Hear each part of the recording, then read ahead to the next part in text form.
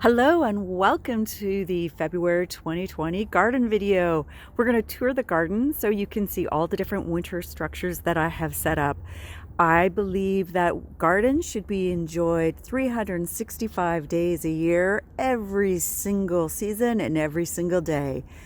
When you're planning your garden, you want to think about what it looks like in the spring, the summer, the fall, and the winter. Winter for us here in Toronto, it is anywhere from 4 to 6 months of really no greenery. So for me, one of the best investments that I make is investing in winter urns. We don't get a lot of snow here. We get a lot of melt. We get some snow anywhere from 2 to 5 inches or about 10 centimeters. And then within a couple of days, it will melt. So for instance, this snowstorm that we're having right now, they're saying it's going to be anywhere from 15 to 25 centimeters, and it is 0 degrees. So the roads are all clear right now, and it's making for a beautiful sticky snow that's giving structural elements to this beautiful landscape in front of you. So this is my garden. This is a zone 5 to 6, A or B, depending on which area you're looking at. Zone 5 for the USDA hardiness zones, and in Canada this is considered a 6A, 6B, and in some areas we're actually even pushing zone 7 because of the way that the climate is changing. As you look at the garden, you'll see that there's beautiful urns that are set up. I've invested about $200 this year, that's Canadian, for all of these urns. I spent a little bit more this year because after all the work that we had done in the garden, and if you look back in my videos from 2019, you'll see that the garden last year was spectacular. It felt a little empty for me to not invest a little bit more in my garden urns this year. Let me sort of take you through some of the things that we're doing here. If you recall, we had this really lovely herb tower, and the herb tower all season long is filled with all different colors of plants that we can enjoy. And even in the wintertime, I fill it with cuttings from my blue spruce, and I make a little Christmas tree. And you can see that there's some lighting here. And they're just little twinkle fairy lights that I had set up for November and December and into January. It really gave a nice little brightness to those dark nights and short days that we have at that time of year. Over here, I have the obelisks still set up, and I have the same lighting that I had for the wedding still in these lights, and they give such a beautiful nighttime glow. And those are all plug-in lights. So I can just plug them in, and I'll show you where that is, just to give you an idea. Plug them in right outside here. Just reach in from our garden or from our sliding door, and we can turn them on to enjoy them. You can see a lot more of the field right now that is behind us. There's a lot of buildings behind us too, and we've tried to create a way for all of those to be screened all summer long, but we do see them in the winter time, but we don't come out as much. So that really gives me another point to just talk about. When we're here in the wintertime, most of my vista is really what I'm looking at from my kitchen windows, the back of my house, without having to step outside. So that's why you see such a, structural elements of these set up in terms of the urns. And it's also the same view that I see in the summertime, but in the wintertime, it's really about a cascading viewpoint. So I have repeated a lot of the materials in all of my winter urns. Try to make each one just a wee bit different. And you can see I've added color because in the wintertime, it can be pretty boring if it's all just the exact same color. I really enjoy seeing those pink table and chairs all season long, particularly in the wintertime when you've got the white of the snow and they're just popping. But even when there is no snow and you see the gray of all the different colors here, it's really nice to see that little pop of color when gray doesn't really show as a sort of vibrant landscape enhancement. But you got to find ways to bring color into the garden. And so I've used these urns as, again, I have some silk flowers. They're like just fake poinsettias in them. Let me see if I can move that. Sorry. so you can see them a little bit better. I also have balls in each of them. In some of them I have giant pine cones that I've invested in. They're just stuck in there. They were like $3.50 a piece, so a good investment. And you can see I still have the obelisks as well in some of these urns. And I have pretty balls of different colors, and I do leave those in right until April. I don't come and try to take it all out because these investments that I'm making in these urns, these will last from November into April and even May, because we don't start planting our urns up until May here because of the late frost that we can still get. So you can see this one over here. We're coming into this nice little piece here. There's still the beautifulness of having the balls, but this year, I also added in red sticks, and I do like the sticks as a standalone component of this arrangement. However, from the house, I find it conflicts a little bit with the pink table, so I may actually spray paint them a different hue of red. I don't mind the red, it's just this hue is a little bit, it's kind of too orangey, and I'd prefer more of a burgundy color, so which is more natural to the colors of dogwood, so I think I'll spray paint these. I do save all of my components year after year for all of these arrangements, and I just store them all in my garage. So everything from the birch bark to these sticks to even magnolia leaves, I save them year after year, and that way I reduce the cost of building all of these different pieces. So I do leave my arrangement up, and I've actually brought in all of the flowers that were sitting on either side. Unfortunately, one of the lavender plants has died. The other one is still doing well. Over here, I also made 2 more arrangements.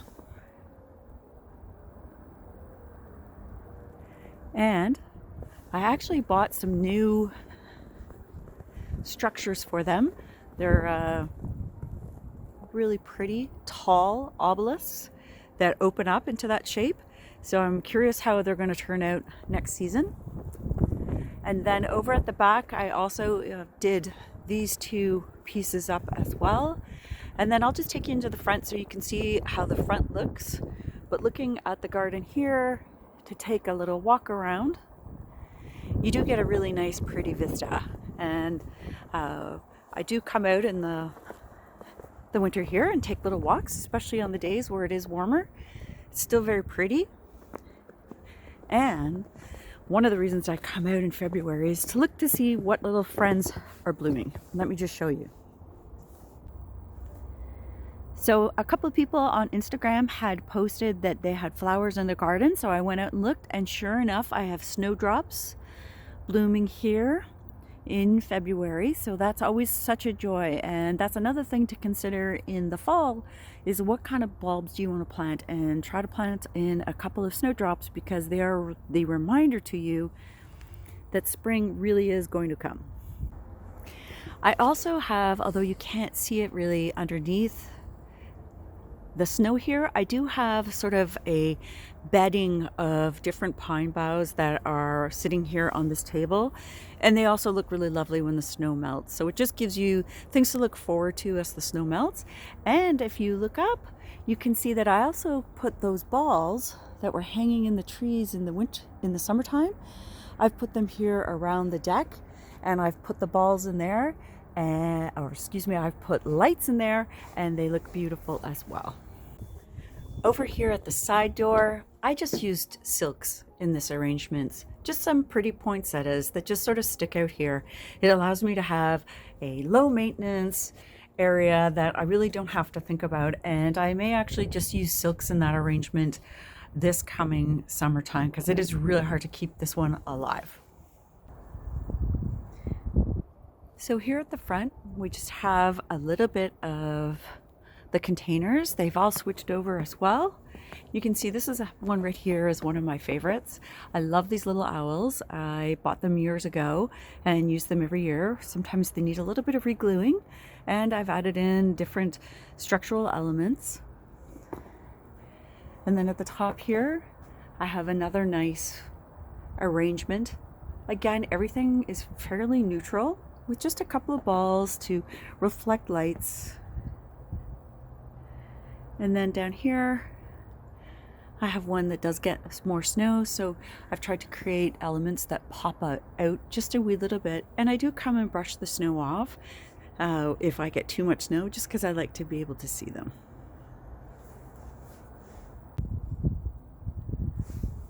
So we are right now planning what we're going to be doing for the summer. I'm trying to debate if I want to change my colors up that I've picked.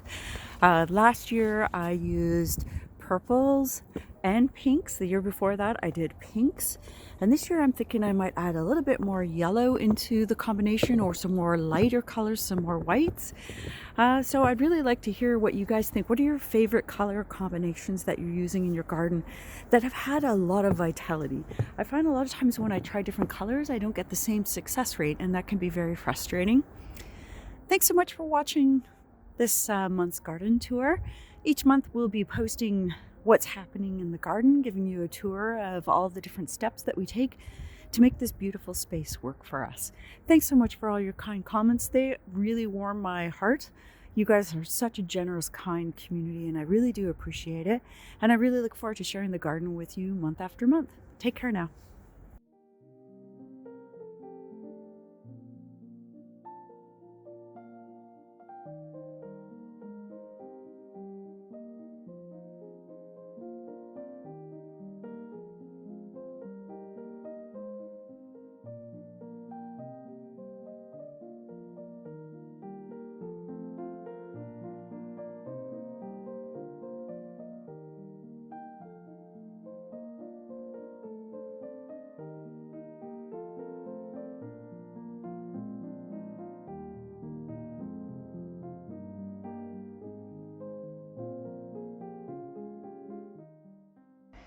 The lights aren't on yet, but here's the current look for the yard.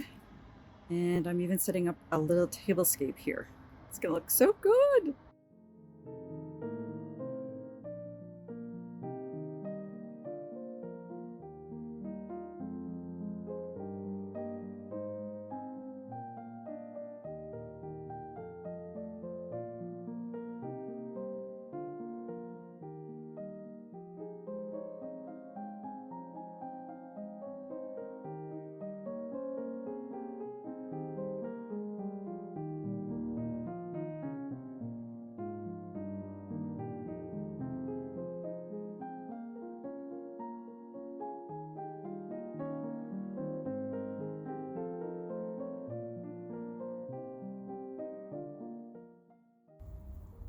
Just finishing up here on the deck.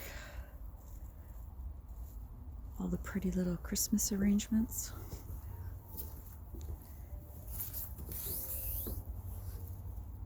There's a little one here. I did some in the back there.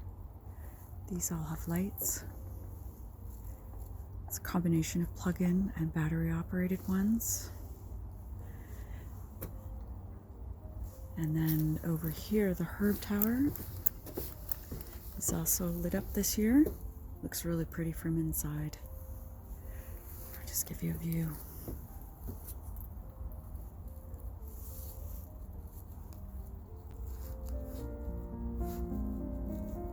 So I'm just finishing up here in the yard.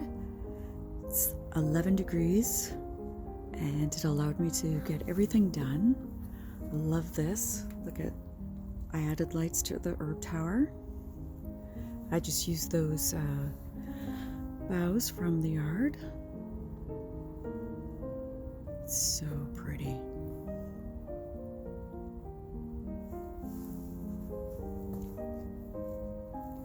And I've used all these little lights here. I was at Sheridan Nurseries and the woman told me I could set them all up on the timer so that they'll come on for 6 hours every day at dusk. I love it.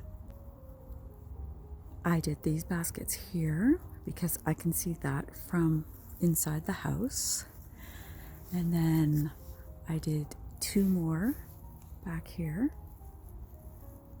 I'm debating whether to add in some pine boughs all around the top there. I have a set of artificial ones that I can put there and they're lit up. And then over here you can see the other feature pot. Here is a close-up of the feature pot. And here's the lights. So I try to spend most of the money as if you're looking from the house.